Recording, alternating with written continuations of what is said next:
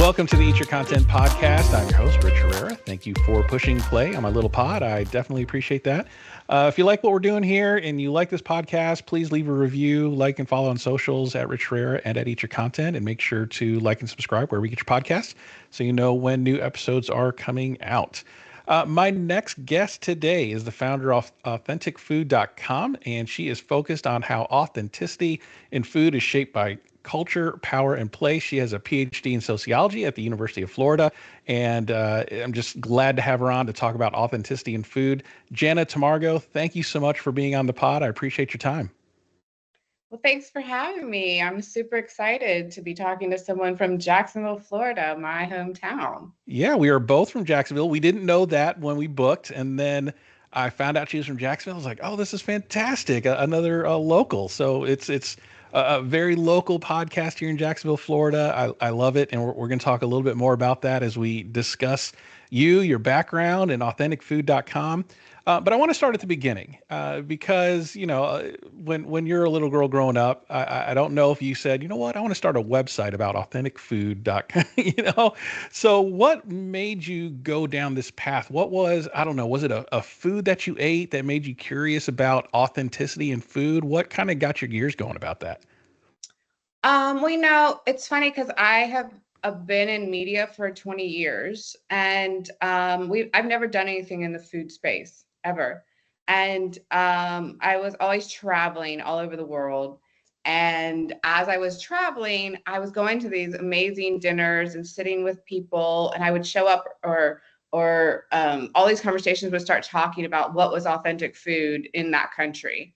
And I really became obsessed with this idea of authentic food. And then it was like I would see it everywhere. I mean, whether you realize it or not, you like literally interact with it all the time. Like I'm sitting here looking at this bottle of water and it says authentic on it. Like, so you don't even realize every day you're seeing it, like sometimes in a menu or on a restaurant sign. And so the more I was having these conversations, I was like, gosh, how do we decide what's authentic? Like, who has the power to decide what's authentic and what isn't? And people would just get so heated about it. Like, I was doing some research in Istanbul, Turkey, and I was going to this type of restaurant that had been around since the Byzantine era, and people would get so just like excited about me wanting to find out about this restaurant, and they're like, "But you have to go try this one. It's really authentic." And I'm like, "What? Why?" So I don't know if I just had a midlife crisis or what, but both my daughters were in college, and I thought, you know what? I'm gonna go back to school. So here I am, like pushing late 40s, enrolling in 5-year PhD programs, like, and they're Wow. my kids are looking at me like, uh. And so I got in at the University of Florida, and I started researching how society creates this narration of authenticity. And I did that while I was running my company. And when I graduated, both my daughters were like, "Wow, Mom, you did all this research. You've interviewed all these restaurant owners." I interviewed restaurant owners all over the world. I did a research project on 70 Italian restaurant websites in the state of Florida. And they were like, "Well, what are you going to do with your PhD?" And I was like, nothing. Like, it doesn't really have anything to do with my job. And they were like, "Well, you own a media company. You would think you could do something with it." And I was like, "Oh, yeah, okay, fine. Like, I guess I could." So initially, I thought it was going to be me exploring what authenticity looks like in these stories. And when we launched less than a year ago, I thought, oh, I'll be writing once a month and blogging, and it'll be fun. But then other people started having these stories and saying, "Hey, could I write for authenticfood.com?" And now here we are on this podcast talking about authentic food.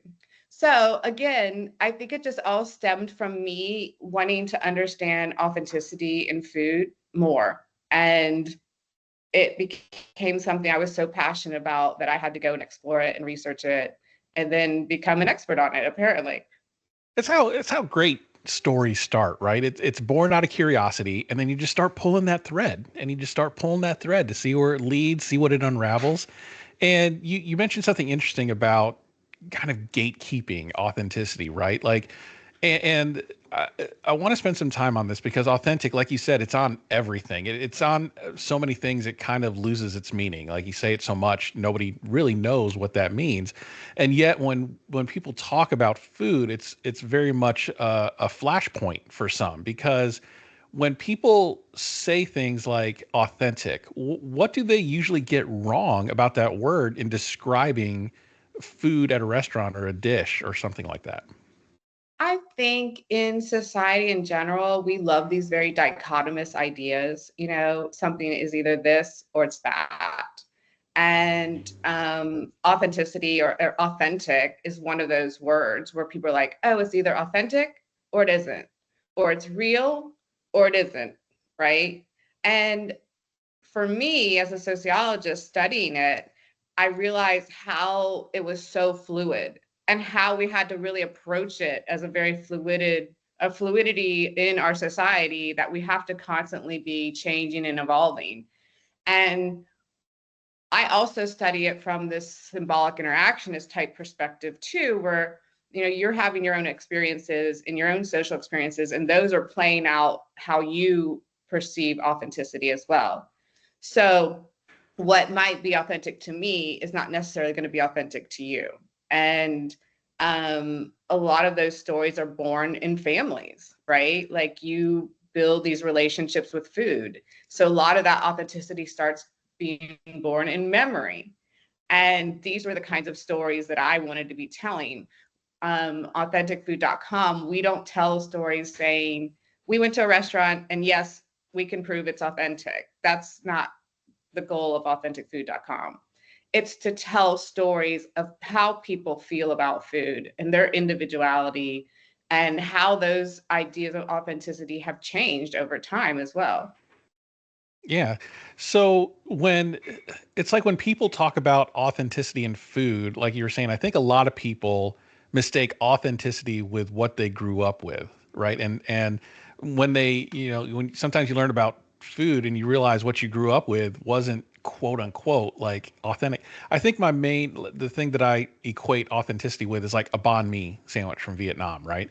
So people say, "Oh, this is such an authentic banh mi," and I'm like, "A banh mi isn't even authentic to Vietnam because do you think they were making French baguettes in Vietnam? That was brought over by colonization of France, and so I think a lot of people when they talk about authentic, it's like this is just what I grew up on. If it doesn't taste like this, then it's not authentic, and I really feel like that's where people mess up.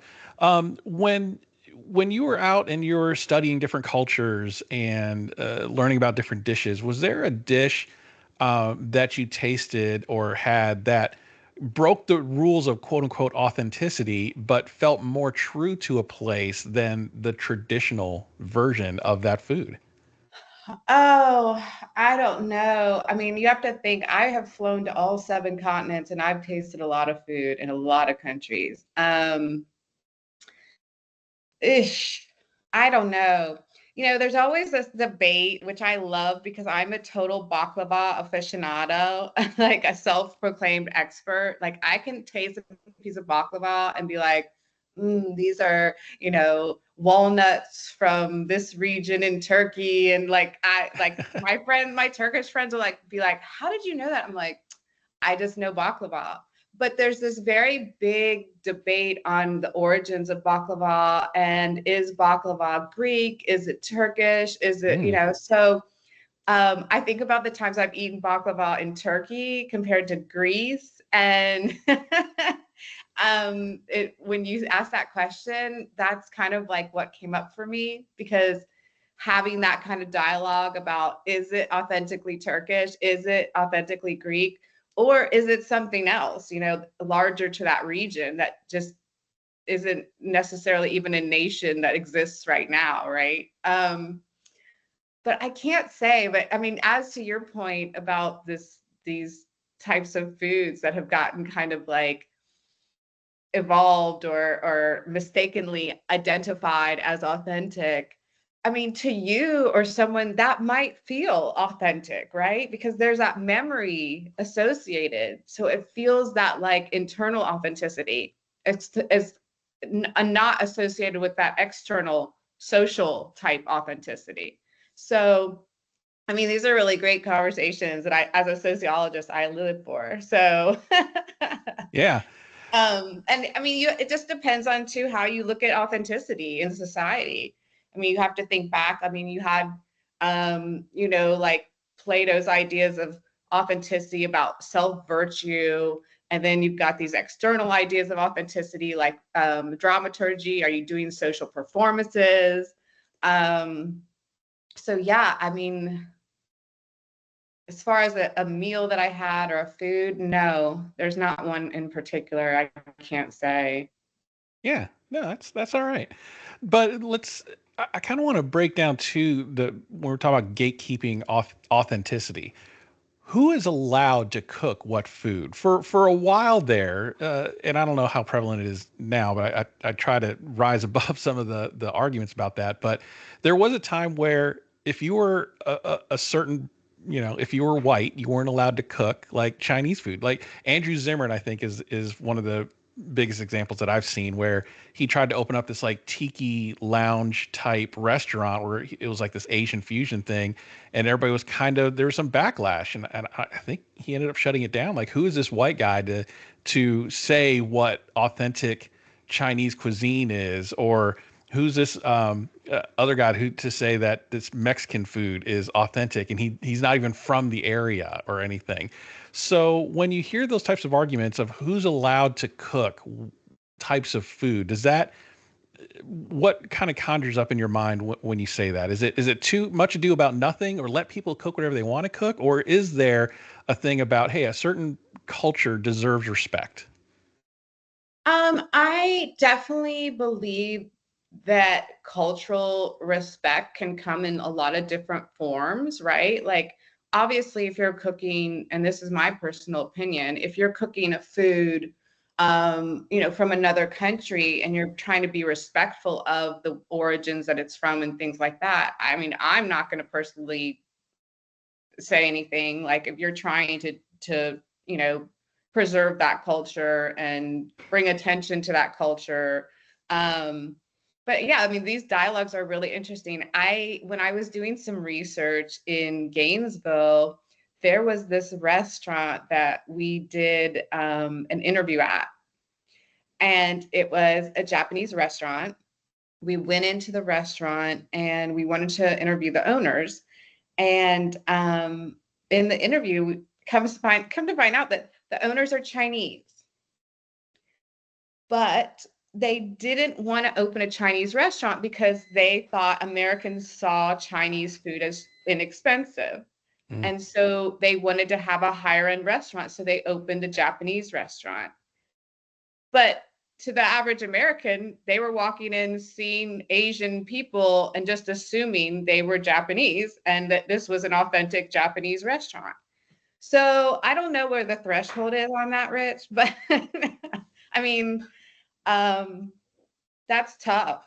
I mean, a lot of people definitely have a lot of opinions, like, if you're white, can you be cooking a Hispanic type food or Latin food, or um, I don't know. I mean, I don't, in my research, I don't really go down that path. As far as gatekeeping and who has the power to say what's authentic and if not, I did find a lot in my research that um, a lot of restaurant owners dictate what is authentic and what isn't. They hold a lot of power in how people see authenticity in food. Because if you've never been to Mexico or you've never had a Mexican cook food for you, and you walk into a restaurant that says authentic Mexican and you go in there and have an experience, you trust that that restaurant owner is giving you an authentic experience, and that's all you'll ever know. And you might not know any different. I mean, I don't know how many people like myself, I mean, I've been to China, I see what Chinese food looks like when I order it from takeout compared to what I saw in China. If I'd Yeah. never been to China, would I know that I'm not eating Chinese food? I don't know, you know? So these are all really good questions. Right, right. And the ironic thing is no matter who opens up the restaurant, the people cooking in the food are tend to be immigrants. Tend to be your immigrant population that's cooking it. So it's almost like, why are we gatekeeping this? I'm of the mind of, let people cook what they want to cook as long as it's good, right? Do we don't want to stop people from opening up whatever type of restaurant they feel like they want to open up, and just make good food is really what it comes down to. Yeah, and this isn't just an America issue either, like Right. what you're saying about people cooking, because I just spent the summer in Rome teaching a Italian food and culture course at a university there. And we went out, I took some of my students out, we went out to plenty of Roman restaurants. And in the kitchen, it was immigrants hand making pasta, Yep. not Romans, not Italians. That's right. So this dialogue is really a global dialogue. It's not just particular to the United States. That's right. So let's talk about your website, authenticfood.com. Launched recently, I think you said about a year or two ago. What gap did you see that made you want to launch this site? What kind of put in your minds like this really needs to be a website like this out there? Yeah, I mean, for me, I'll be totally transparent. I literally didn't have any idea how it would be received. But for me personally, I was so tired of weeding through recipes to like understand food, and just seemed like there were just everything was just recipe, recipe. If you go on social media, it's just like, I mean, how many different ways can you make a different type of baklava? You know, it was like, I just wanted to know about traditional baklava, but it was like baklava cheesecake, baklava donuts, baklava, you Mm, know, and I was just like, everything is just getting so bastardized that it's just like, mm, can we just get back to like those little things, you know, that understanding food and back to like real food and the origins of some of these recipes that have been around for a long time, or these people that are making it. Those stories really spoke to me. I wasn't sure how other people would receive them, but I felt like, you know, I'll just put it out there, and I wanted to talk to people. I wanted to give people a voice. I wanted to give chefs a voice, purveyors, farmers, um, restaurant owners. And I just feel like a lot of times, you know, when there's a new restaurant that opens, you know, it's just like all these real highlighty, markety type things that come out in an article. And I just want to go deeper because I was having these really rich conversations when I was doing interviews for my dissertation. And after I wrote my dissertation, which was, I don't know, like over 200 pages, and I thought, no one's ever going to read this, you know? And, and I had so many friends in academia, and I thought, no one's ever going to read this stuff because it's behind a paywall and it's really interesting stuff. So why can't I make it more accessible and, you know, drown down the academia a little bit in the writing and share some of these stories? So yeah, I mean, when we launched, I didn't really know. I kind of felt like I was driving a car while I was building the car, and I still kind of I still have that feeling at times because we're not even a year old yet. But yeah, I mean, I'm really passionate about it, and I hope people enjoy it. And I mean, I've heard a lot of feedback that yes, and we're still doing it, and we've still got amazing stories. We just this week we're gonna have a writer from Sweden that was writing a story for us. I mean, we've had writers all over the world: Egypt, Turkey, UK, you know, all over the United States. So that's amazing. That's amazing. Speaking of which, you talk about a lot of writers from all over the world. How do you choose subjects and writers that move that authenticity conversation forward? yeah, I think one of the things I do is I like to meet with my writers, and then I don't really do like traditional editorial where it's like, oh, you know, we've got this editorial calendar, it's lined up with this restaurant or this, you know, time of the year. It's more like I want people to write stories that speak to them about experiences they've had. So when we pull writers, I mean, we've had writers from, you know, major publications, magazines, Food and Wine, all the way to, I mean, we've hired writers that are in college that started a food newsletter for their college or something. We have home cooks. We've got, you know, literally we had a photographer that has a James Beard Award for food. So, I mean, we're all over the place. I wanted to give lots of options for people, and I wanted to also have just a platform for people to tell their own stories too, and it not be guided by some kind of marketing or advertorial type content. Wow, that's great. I So hate to say it, but I wanted it to be authentic.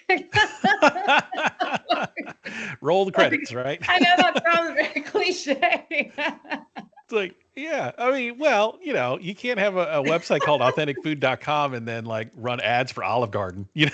I mean, Yeah, I mean, that would be pretty ironic. Although I do have to say, I really wanted, like, I saw this ad by, I think it was Arby's that just did a new Italian sub, I think. yeah, And in their ad, they're like, oh, we did all this Italian meat. It was so big. It's not even Italian, it's American Italian. And I was like, you know what? Bravo, Arby's, for educating people on food culture. Because to say that sub was an Italian sub,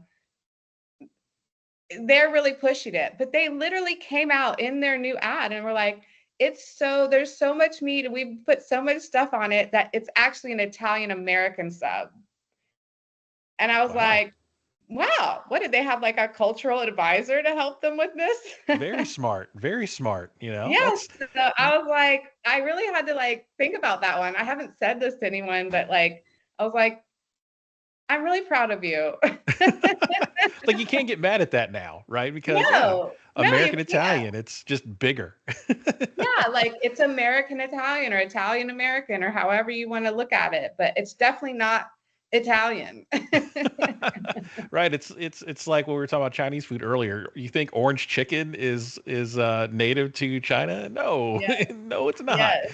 That's strictly for us as Americans, right? Yeah, okay. We have to acknowledge the differences because they're so different. And even making that assumption like it's Italian food is so loaded because there is Right. no Italian food. It's so diverse, so regional. You know, that's like saying American food is American food. You go to Texas, you're eating one thing. You go to New York, you're eating another thing. You go to Florida, you're eating another thing. So, you know, I think it's really good to have this kind of dialogue, and I appreciate you like bringing that to the forefront. Oh, thank you. Speaking of Florida, we're both from Florida. I did a podcast series. I had three different guests on, and we talked about the search for Jacksonville's food identity. I really wish I was introduced to you before I did that because it would have been a whole different conversation. But Jacksonville, it's really interesting, right? Certain cities are known for certain types of foods. Jacksonville is a huge just landmass of people. And it's a transient community. A lot of people coming and going. But Jacksonville's not really known for any one type of food. To border a river and an ocean, we're not really known for seafood, right? So what do you think is Jacksonville's food identity? What can we be? What can Visit Jacksonville start putting their advertising dollars behind to get people to be like, come to Jacksonville for X? Yeah, wow. No, I mean that's an amazing question. And I mean I have it with people regularly when I'm in Jacksonville. Well, I mean I was born here and I grew up here, so of course I go straight to Bono's barbecue. Like if I think about food in Jacksonville, but I mean you made a good point. I mean Mayport shrimp has always been kind of a staple, but it's not really like you said. It's not. It hasn't really stuck, I guess. Hmm. It doesn't have one, Rich. Look, we all know it. It doesn't. It doesn't have one. Um, we're just kind of flat in the food identity, right? We're not really known for any one thing. I think we have pockets of really great food in different parts of the neighborhood, and that's what Jacksonville is, just this collection of neighborhoods. And I think certain neighborhoods are really good at this type of food. Certain neighborhoods, like, the closer to the beach you get, the better seafood you're going to get. Mayport shrimp obviously is local here, but it doesn't really taste any different than any other shrimp. There's no cultural, or not cultural, but no flavor identifier to say this is Mayport shrimp, right? But Yeah. I just think it's interesting when I pose that question to people from Jacksonville. They're like, "Oh, I don't know," you know. And, um, Yeah. Yeah, no, I wish Kenny was here because we talk about this all the time. I know you had Kenny Gilbert on the show before, but we literally have this conversation regularly. Yeah, I mean, even just growing up here, Tom Gray and Matthew Madure were always the two biggest chefs that I knew in the area, and they seem to have the biggest presence. And then, yeah, I mean, I can't even think of a food like that. And I mean, I grew up here. This is where I learned about food. I mean, there was no internet back then, right? Like this, you learned about food where you were growing up. And so it's fascinating to me that I have so much depth of food knowledge now because I mean, there's a lot more access. I mean, think about when I was growing up, like you could only eat where you could eat. You couldn't get on the internet and research anything or right? hear other people talking about things, and people weren't, globalization hadn't really popped in as big as it is now. So you learned, in that area. Yeah.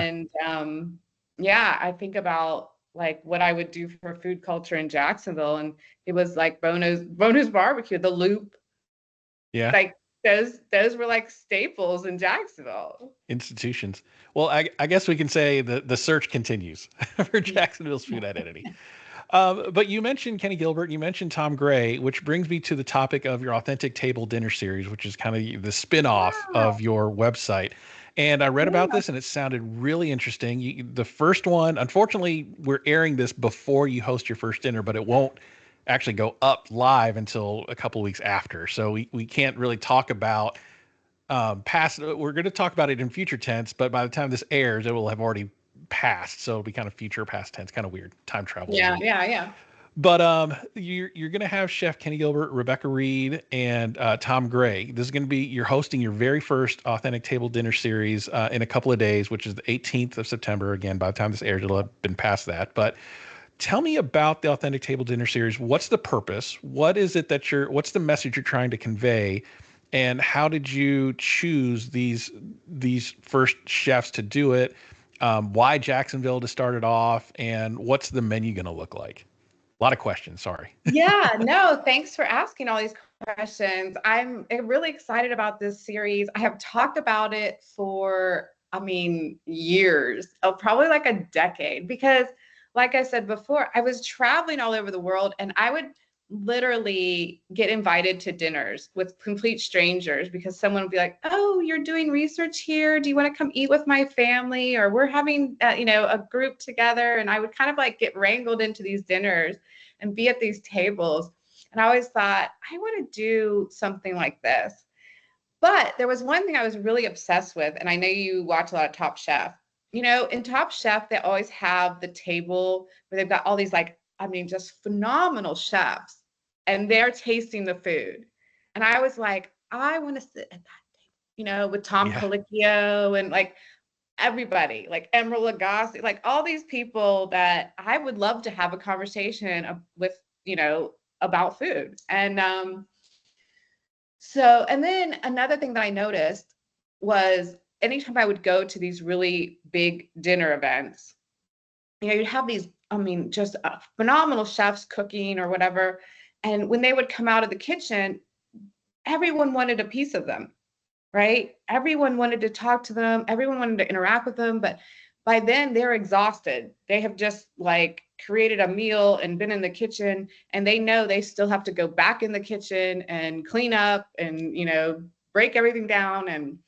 And so I started thinking, I would love to have dinner with an amazing chef, an amazing farmer, an amazing food purveyor. I mean, I have like a dream list of who I'd love to have dinner with. And that's something we ask sometimes in our interviews, like, who would you want to have dinner with, right? Um, and so I thought, well, why don't we just do it in a dinner series? And I know Kenny really well, and I was down in Miami and we had dinner. So here I am sitting with Kenny. I was like, why don't we just have a small, intimate dinner and invite a chef? And then that chef gets to pick who they would want to cook their menu that they curated, right? So it's kind of like this like mentor, like respect type thing, right?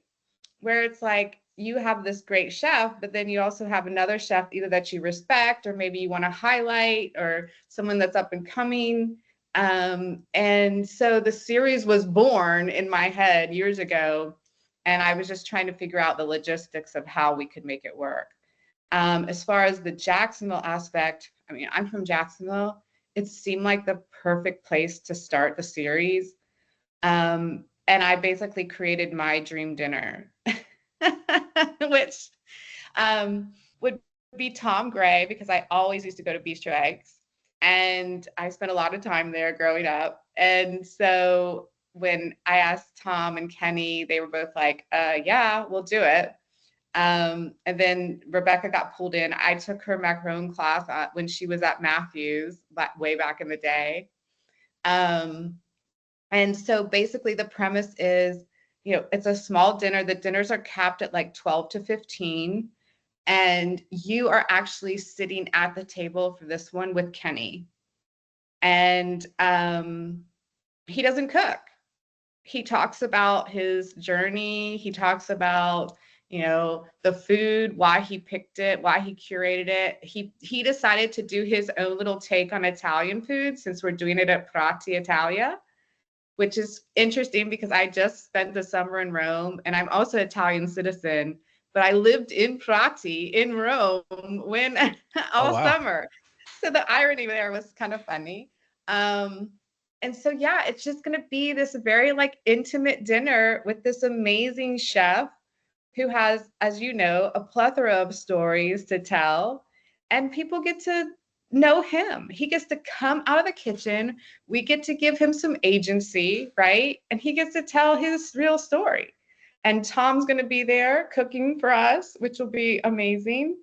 And Rebecca's doing the desserts. That sounds fantastic. I've had Chef Kenny on my podcast. We covered Top Chef season 20 together for 14 weeks. He had a ton of stories to tell. And we were doing it virtually, and it would be amazing to sit down and eat a dinner that he created the menu and talk about the thought process behind those menus and the dinners and the dishes. And that sounds amazing. Now, this is a series, right? So this is just the first in a series.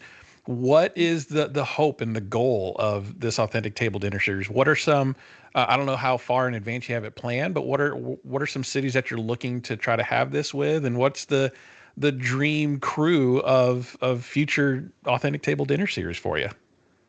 Yeah, well, we definitely have some coming up. I can't say if we're going to squeeze one more in the end of this year, but starting next year, I know we're going to do one in Rome.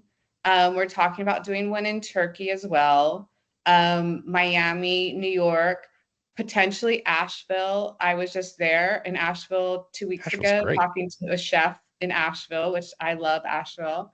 Um, so yeah, and then we had people ask, could we come to Baltimore? Someone asked, could we come to Santa Fe, New Mexico? So I'm totally open to foster these relationships with chefs, cooking for other chefs and bringing chefs outside of the kitchen onto the table and having these dialogues. And I mean, I think for me, I want to have these more like visceral, intimate dinner experiences, like after COVID, it just seems like we're just so disconnected. It's like we're so more connected than ever, but not. And I feel like the only way for me is to have that table time around food, because food seems to be kind of an equalizer. And, I've been at tables before where It's been 15 different nationalities, all types of religions, all types of genders, and we all got along at the dinner table. And I guess that's kind of my hope for the series, right? That's Especially in amazing. the dynamic that we're in right now. Yeah, I mean, we talk about a divided world, but a table of food does wonders of bringing people together. When you're all eating great food together, the serotonin's flowing, right? And the conversation's flowing. And it's really hard to hate on somebody when you're breaking bread with them, right? So I love the idea of this dinner series.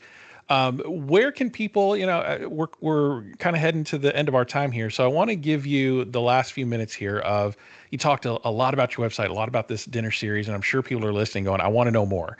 So where can people find you on socials? Where can people learn more about this dinner series, of where it's going, if it's coming to a city near them, and to learn more about you and your search for authenticity? Yeah. We obviously I have our website at authenticfood.com, and then we're on Instagram at authentic food insta. And of course, you can always find me if you want to follow me, although the authentic food is a lot more interesting. Mine is just my name. We also have a documentary series that's set to launch next year, where we're going to do a little mini doc series about different food purveyors, chefs, farmers, just all kinds of food stories. And yeah, we have a lot of great stuff coming up. And we have a newsletter that comes out once a week. So usually we send out all the information for our events there. And also we're looking for writers too. So I'm going to put that in there too. So please contact us too if you're a food writer and you're interested in writing for authenticfood.com. We'd love to hear some pitches. Awesome, awesome. Well, if you ever start the podcasting arm of your website there, I'm available. Just saying. Hey, yeah, definitely. Definitely. I feel like you have some great food stories too. Absolutely, absolutely. Love to share them. But thank you so much for being on the pod. I can tell you this conversation has been authentically interesting, and I had a ton of fun. Thank you so much for your time. I appreciate it. All right. Thanks so much for having me.